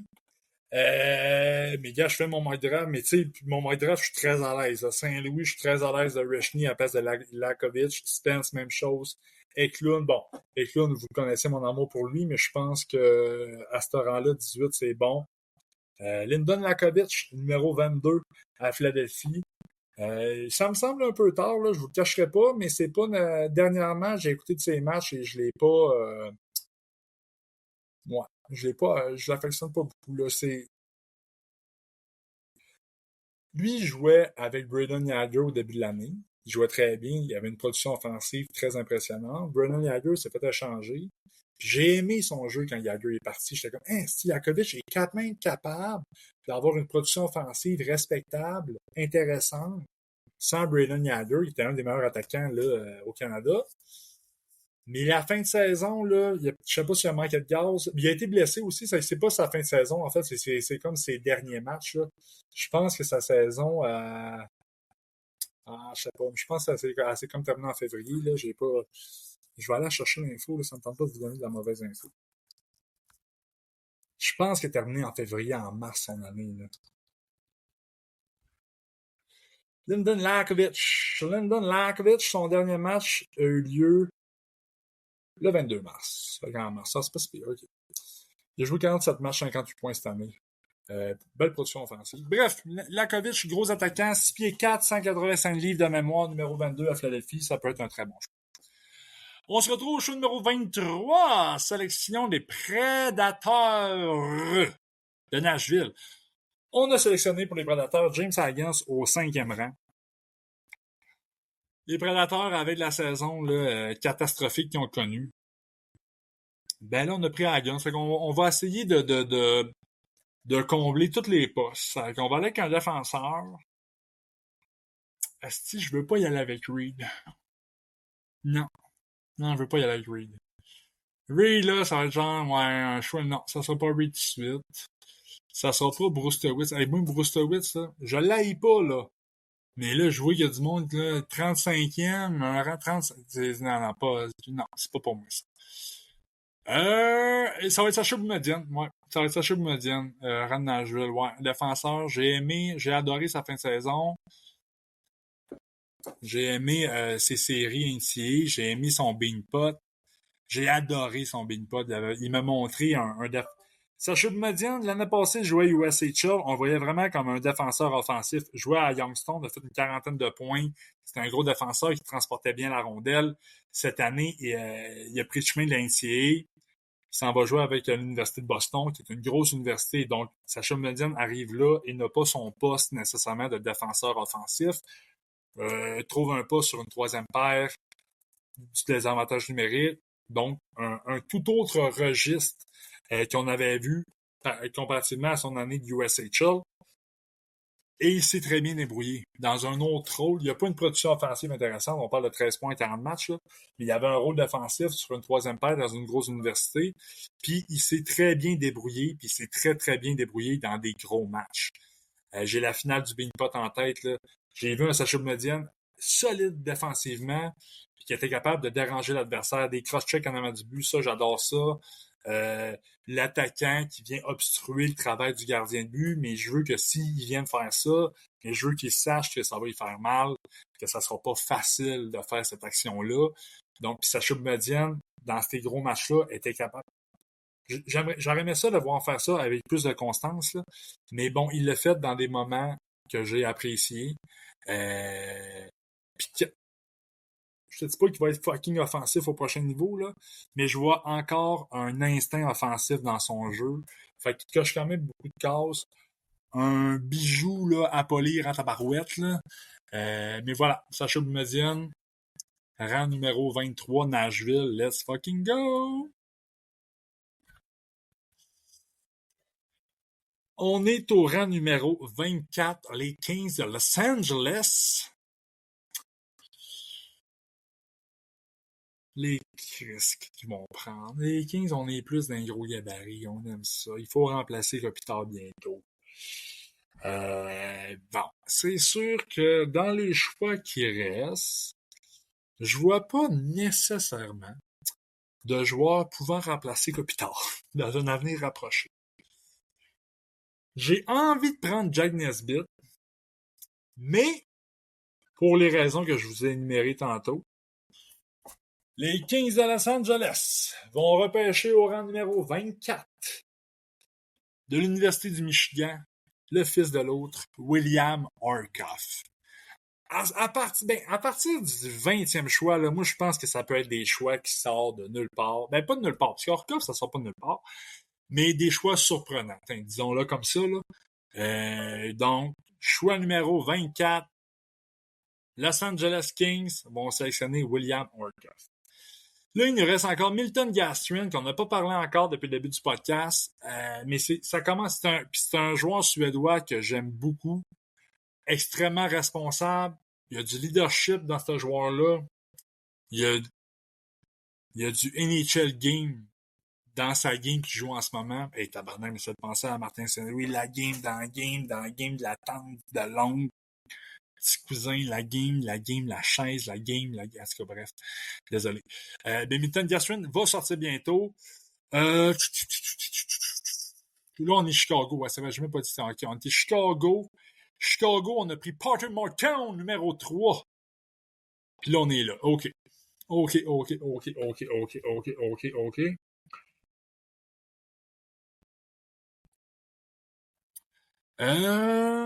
Si j'ai des Patreons qui sont encore avec moi, on est... Chicago, en ce moment, là, ils ont-tu un corps arrière à défensive sur l'avantage numérique? Si vous me répondez non, ben, je peux m'en voir aussi, là. M'en aller voir sur les face-off, là. Parce que j'ai le goût de pogner Cameron Reed, qui pourrait être potentiellement un défenseur offensif, là. Potentiellement pouvant pivoter un avantage numérique, là. Ouais, non, ça va être Cameron Reed. Donc, les Blackhawks, avec la sélection numéro 25, repêcheront Les Rangers de Kitchener, défenseur Cameron Reed, 54 points, 14 buts en 67 matchs cette année. Une belle saison pour lui. Fait là, qui nous reste? On a du Cameron Schmidt, on a du Milton Gasson, Prokhorov, McKinney, programme américain. On va peut-être le sortir en première ronde.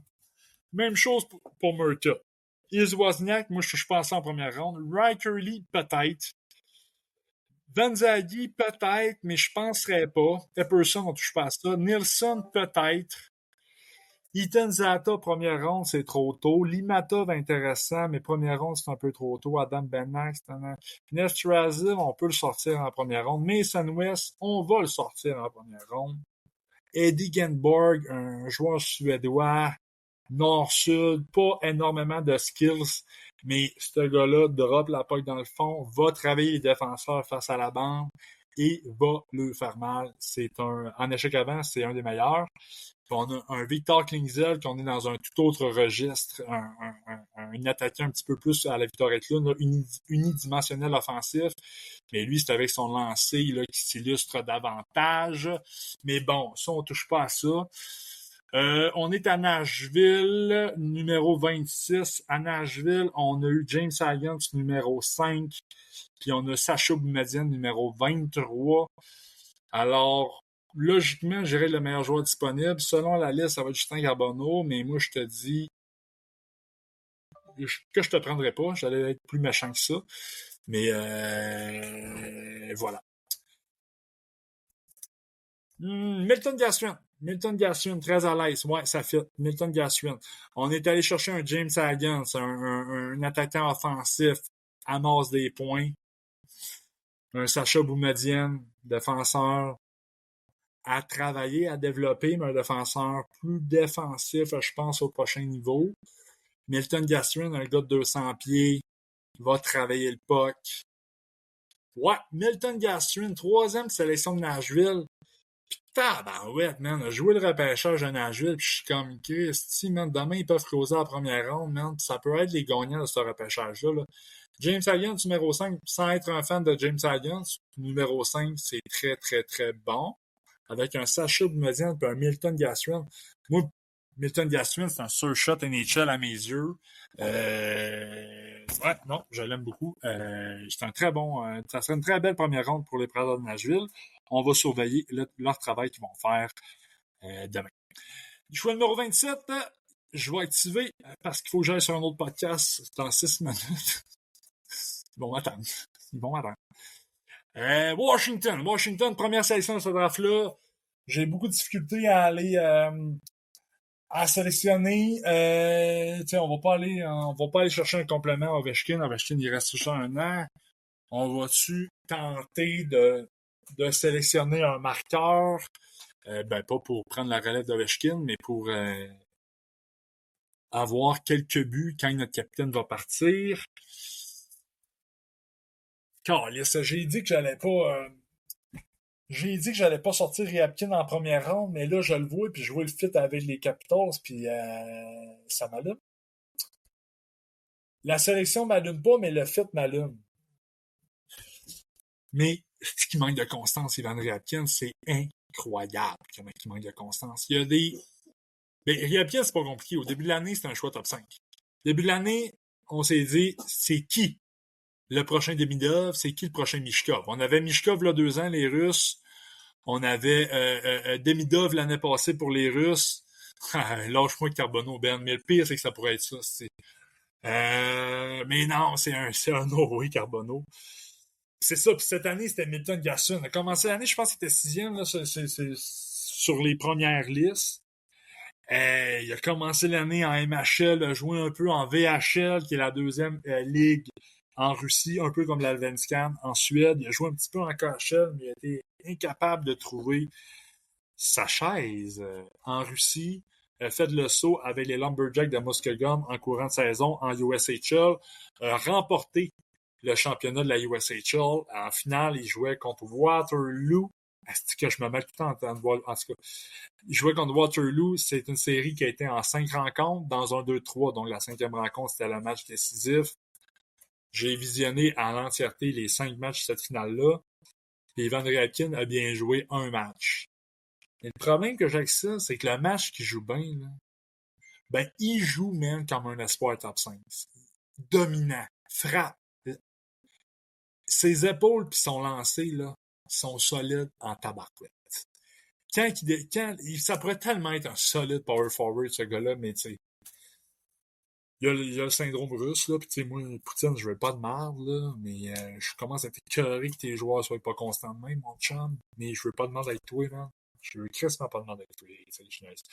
Mais, si là, j'hésite en esti avec Ryabkin, qui ça pourrait être d'autre? Bruce Lewis, on touche pas à ça. William Moore, on touche pas à ça. Cameron Schmidt, je trouve ça intéressant. Zarovski, je trouve ça intéressant en tabarouette aussi. On n'a pas parlé depuis le début du show. Mais on est dans le russe, mais dans le russe, ben, plus constant, mais il a joué dans MHL toute l'année, ça me fatigue, un peu comme Prokhorov, j'aurais aimé ça le voir jouer plus haut un petit peu. Mais Zarovski était vraiment dominant dans la majorité de ses matchs. Je pense que ça peut être un espoir qui sort en première ronde aussi. Hey, je suis embêté, c'est le fun par exemple. Là, si vous étiez dans ma tête, là, hey, Chris que j'ai du fun. Je vais y aller avec. OK, choix numéro 27, les Capitals de Washington vont sélectionner des Capitals de Madison en USHL, Riker Lee. Riker Lee, bon, rapidement, là, si vous écoutez le show, j'en ai parlé quand même assez souvent, c'est un Tyler Toffoli copie conforme. Pas le plus grand patineur. Riker Lee est un peu plus rapide que Toffoli quand même, mais pas le plus grand patineur, mais tu y mets la rondelle sa palette en zone offensive. Il fait mal. Il fait mal. Il fait mal. Lancer rapide, un laser, mais c'est la précision de son lancer. Il va te chercher des trous là que plus petits que le puck. Ça n'a pas de sens. C'est un shooter. Il est vraiment bon. Un peu unidimensionnel quand même, mais c'est pas le plus rapide. Sauf que, bon, il est conscient défensivement. C'est qu'il y a des joueurs qui sont pas bons défensivement, puis tu le vois sur la patinoire, qui ont l'air en s'en foutre littéralement, là, genre Ryabkin, puis genre plusieurs autres. Riker Lee, je note vraiment des lacunes défensives en ce moment, sauf que le joueur est présent défensivement, le joueur semble être sensible à son jeu défensif. Il est là, il essaye. Le bâton, il est mal placé, mais Chris, il est placé pareil. Puis en tout cas, on le voit que c'est pas comme un Ivan Ryabkin, que ses deux patins sont dans le ciment, puis la seule chose qu'il attend, c'est un de ses coéquipiers. La seule chose qui attend, là, c'est de voir qu'un coéquipier peut peut-être voler la rondelle à un adversaire. Ryabkin, aussitôt qu'il y a cette information-là, lui, il est déjà jumpé en zone neutre pour peut-être potentiellement recevoir la longue passe. T'sais, il jump en zone neutre, puis son équipe a même pas repris le contrôle du disque. Là. J'exagère, mais calissement pas tant que ça. Fait que c'est pour ça. Riker Lee, numéro 27, Washington, j'aime ça. J'aime ça, j'aime ça, j'aime ça. Winnipeg, à cette heure. Winnipeg, à cette heure, on va repêcher un gardien de but qu'on va juste faire gauler en série. C'est ça qu'on va faire. On va donner les 81 matchs à Lebok. Puis quand les séries vont commencer, on va donner le filet à Joshua Ray. Non, c'est pas vrai, Genèse. C'est pas vrai, Genèse, mais Carlis qui fait pitié en série à Lebok, par exemple. Ouais, là, j'ai mon Ben qui dit qu'on se rapproche d'un Zonon, là, pis Colin, regarde, tu vois, là, j'avais Winnipeg dans la tête. J'avais pas Zonon. Mais là, je t'ai lu que tu me colles Zonon. Ça sent bon. Moi, je pense que Winnipeg, c'est une équipe aussi qui va se concentrer à repêcher des Canadiens. Un peu pour la même raison que je vous ai énuméré avec les sénateurs d'Ottawa tantôt. Ah, si ton Bill Zonon est intéressant, ça va être Bill Zonon. J'aime mieux Zonon que Nesbitt. Ouais. Choix numéro 28. Les Jets de Winnipeg vont sélectionner des Huskies de Rouyn-Noranda. Bill Zanon! 83 points en 64 matchs quand même. Bill Zanon un peu comme Michael Misa était favorisé, était dans un contexte favorable à Rouyn-Noranda, pas parce que nécessairement l'équipe jouait offensivement, mais évoluait sur un excellent trio. Vers la fin de l'année, là, il jouait avec Antonin Véro. Antonin Véro, c'est un joueur de 20 ans, un petit joueur, un skill guy, un joueur créatif. Vraiment le style de joueur qui est excellent au niveau junior, mais que la projection est impossible. Puis à la fin de l'année, avec la nouvelle règle là, du règlement de la NCAA, là, que les joueurs peuvent maintenant jouer CHL et aller NCAA. Mais quand que ce règlement-là est sorti, les Huskies ils ont signé un Québécois qui s'appelait Rémi Gélina, qui a genre fait 25 goals en 30 matchs, qui est sorti de nulle part. Personne ne la connaissait. Puis là, il est revenu, il est pas revenu. Il est arrivé sur les listes en vue du repêchage de demain et d'après-demain. Là, on parle d'un espoir plus lointain. Pas le meilleur coup de patin, mais un excellent shooter, un excellent marqueur. Fait que ça formait vraiment un bon trio. T'avais le shooter avec Jelina, t'avais le playmaker avec Vero, puis t'avais Bill Zonon, que lui s'occupait d'aller rechercher le puck dans le coin de la patinoire, qui s'occupait d'aller cueillir le puck puis de le passer à ses coéquipiers. Fait que c'était vraiment un beau trio. Donc, ça l'a aidé sa production offensive, mais très bonne saison quand même. Un joueur très intense. Ce qui est tannant avec Bizonon, c'est qu'il a un hosto de beau gabarit, mais malheureusement, dans son DNA, dans son ADN, c'est pas le joueur qui est le plus physique. Oui, il va aller fighter pour le puck, mais des fois, le jeu se dessine, puis t'as Bizonon qui peut appliquer une solide mise en échec, puis bon, il va y aller en poke checkant, genre en place. Puis il est gros, il est massif, il est fort. On parle d'un 6 pieds 2, 200 là, ish. Là. Fait qu'il y a tu sais, tu peux pas apprendre à un joueur d'être méchant. Là. Ça, il faut juste accepter ça de Bilzonon. Mais un gars très intense sur 200 pieds, très intense d'un bord, très intense de l'autre bord. Ouais, numéro 28, Winnipeg. En plus, je trouve qu'il y a un fit avec Winnipeg. Très intéressant. Bilzonon, yes, good job. Numéro 29, on a les Hurricanes de la Carolina.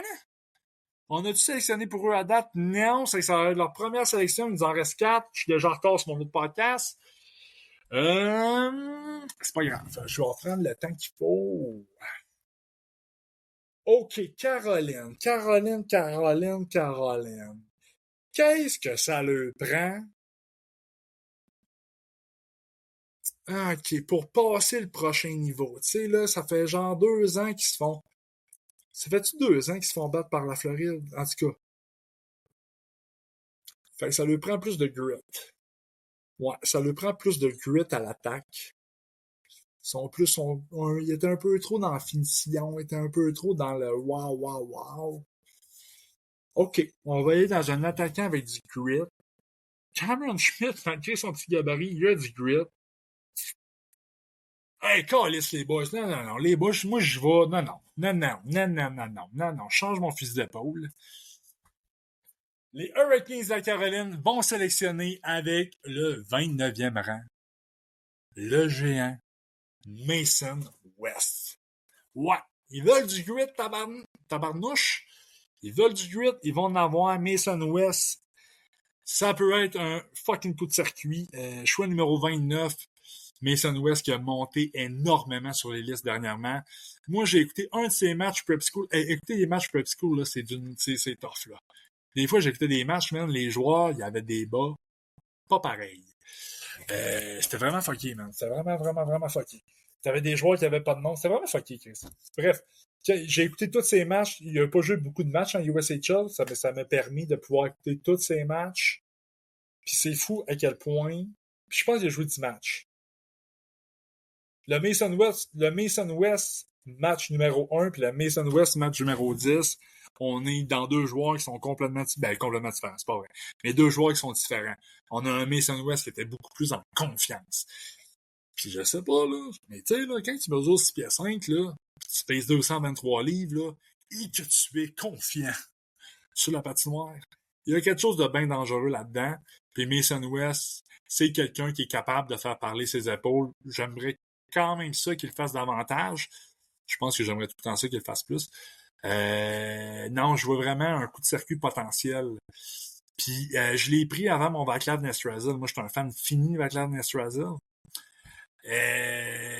Parce que je pense quand même que West, il va se faire repêcher avant. Parce qu'il faut tout le temps que je garde quand même une petite mentalité de mock draft. Je pense que Mason West va se faire repêcher avant Vaclav Nestrasil. Voilà. Donc, c'est pour ça qu'il est 29. OK, intéressant. Mason West, mon William Markov est sorti. On sortira pas Prokhorov. Là, il nous reste 3 choix. On va aller voir quoi qu'il nous reste comme joueur à date. Là, bon, Justin Garbonneau, on se l'est dit, là, je suis désolé, man.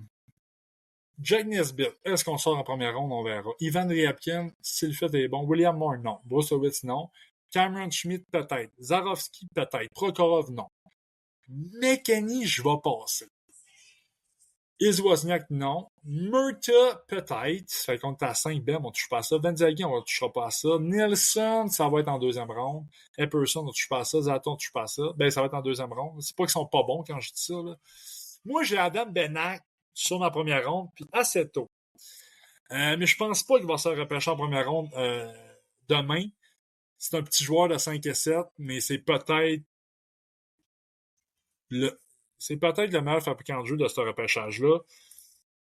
Adam Benak qui joue beaucoup avec la Tchéquie là, aux différents niveaux internationaux. Puis je me suis tellement fait avoir. Je me suis fait avoir l'année passée. Kublinka Gretzky, Adam Benak, ils forment un duo d'enfer avec Adam Teitelbach. J'hallucine ce Teitelbach. Il est bon, est-ce qu'il est bon? Mais Chris Benak le trouve tout le temps. Teitelbach toujours bien placé. Le duo est fou, fou, fou. Et là, je suis comme, hey, OK, Teitelbach, tabarouette. Je me fais tout le temps un classement préliminaire. Genre, j'essaie tout le temps de me faire une liste avant que tout le monde fasse leur liste parce que je veux pas me faire influencer. Fait que dans mon préliminaire, genre, Teitelbach était genre 18e. Ça avait pas de sens comme il était fort. Puis cette année-là, Teitelbach est arrivé dans la WHL. Il était parti à Tchéquie, man. Transparent, nul à chier, pourri. Il s'ennuyait de son Teitelbach. Cette année, au U18, il s'ennuyait de son Benak. Cette année, au U18, un peu la même chose, mais avec vite Zayevski. Ça, c'est un peu le contraire, parce que le tournoi était après la saison, mais Zayevski, toute la saison, j'étais comme Chris, son adaptation est tough. Il n'y avait pas le même. Il avait pas le même impact que quand il jouait dans son pays. Il est arrivé au U18. Ben, il n'a pas torché parce que la Tchéquie n'a pas. Mais, tu sais, super bien joué. On le voyait compléter beaucoup de jeux d'Adam Benak. Adam Benak rend les gens autour de lui meilleurs. Puis ça, c'est une tabarnouche de belle qualité.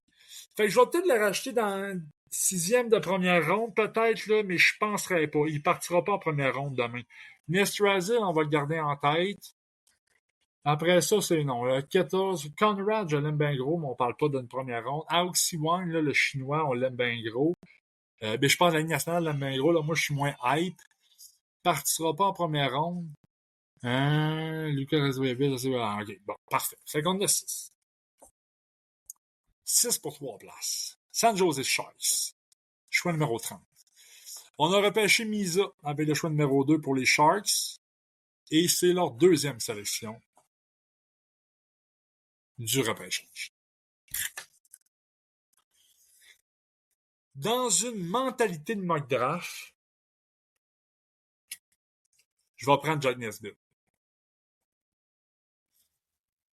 Hey. J'aime tellement mieux Nestrazil, là. Nestrazil, vous le voyez, le 42 points en 61 matchs au SHL, mais il a ajouté 13 en 14 en série. Lui, dans la finale, il était fort en tabarouette. Lui, il était présent, puis j'ai vu des meilleures mains en espace restreint, malgré son gros gabarit. Je l'ai trouvé vraiment bon dans cet aspect-là. Ouais, mais je pense que Nesbitt va partir avant lui demain. Malheureusement, les équipes aiment beaucoup la Ligue de l'Ontario. 64 points en 65 matchs. Jack Nesbitt, choix numéro 30, San Jose Sharks. Fait qu'on a Misa, Nesbitt, deux attaquants. Intéressant quand même, Nesbitt qui est un projet. 31, Philadelphia Flyers. On les a pognés Frondel numéro 6. On les a pognés Lyndon Lakovic, grosse surprise numéro 22.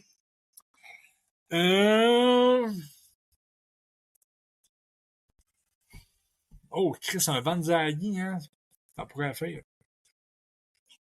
Un Vaclav Nestrazi, ça pourrait faire. Mais Colin, il faudrait quasiment que je le pogne un défenseur, là. Ben, il se le pognerait en deuxième ronde parce que là, j'en vois pas. Mais qui que joué avec les Flyers? Ryabkin, non. Ils ont déjà bien du trouble avec Mishkov, Callis, ils n'iront pas avec Ryabkin, c'est clair que non. William Moore, non. Henry Brustowitz, peut-être, mais c'est pas lui que je vais lui mettre. Cameron Schmidt, non. Prokhorov, non. McKenny ou Murta, ça se peut. Haddad, je serais Murta.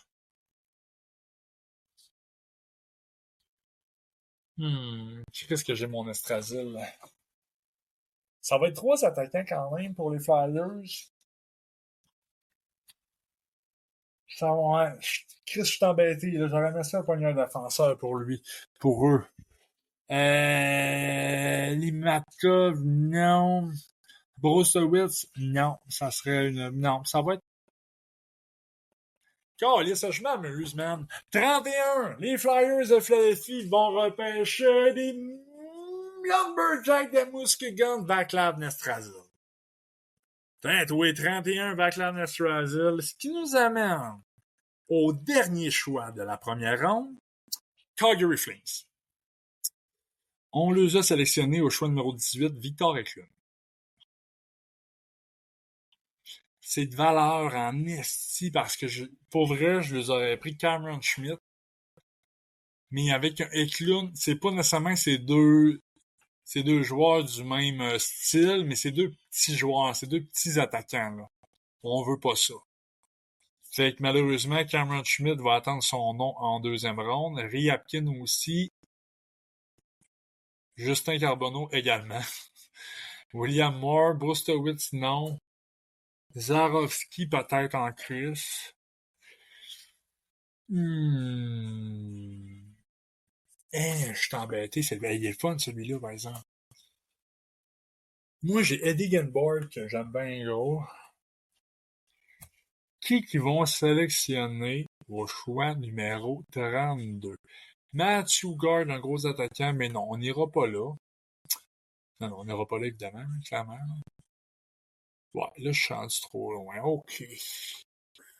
Ça sera pas Schmidt. Ça serait vraiment Schmidt. Ça serait, là, on serait pas mal dans Justin Carbonneau, là, mais vous m'excuserez. Ryabkin, je le file pas. William Moore, je le file pas. André Brousseau, je le file pas. That's it, man.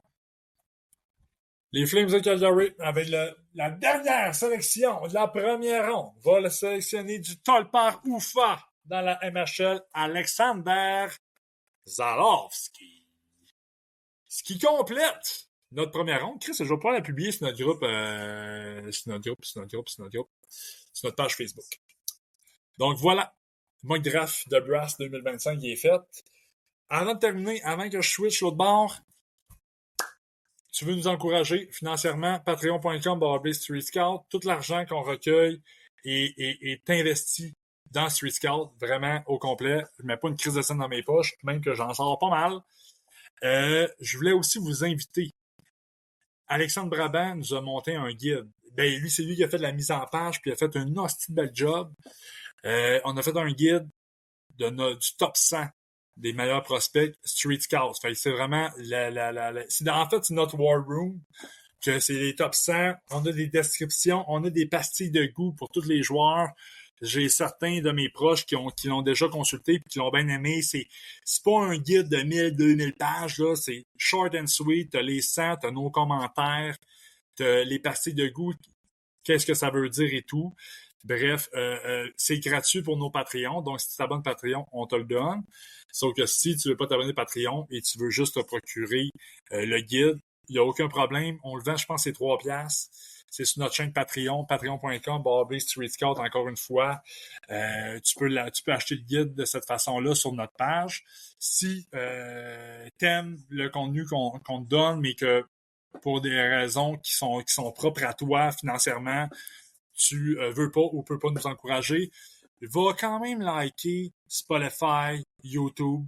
Va liker là, mon podcast et les autres plateformes. Ça va te prendre 2 secondes. Moi, ça met 2 heures de bonheur dans mon cœur. Donc, voilà. C'est que je suis pas bon pour les pitches de vente, mais voilà, encouragez-nous. Demain, repêchage, NHL, Brap et moi, on est live. Fait Vous mettez le repêchage à la TV, tu me colles ça sur mute, puis tu m'écoutes. À chaque choix de repêchage, description complète du joueur, opinion de Brabant, de moi. S'il y a des Patreons qui veulent venir avec nous autres, qui veulent embarquer avec nous autres dans la conversation pour qu'on en jase, j'aimerais vraiment ça. Moi, je le vois vraiment comme un tour de table. Bref, mettez votre TV sur mute, écoutez Street Scout. Pour vrai, mon contenu va être bien meilleur que celui que tu vas voir, surtout si tu écoutes TVA Sport. Sur ça, je vous salue et un gros merci d'être à l'écoute du Street Scout Podcast.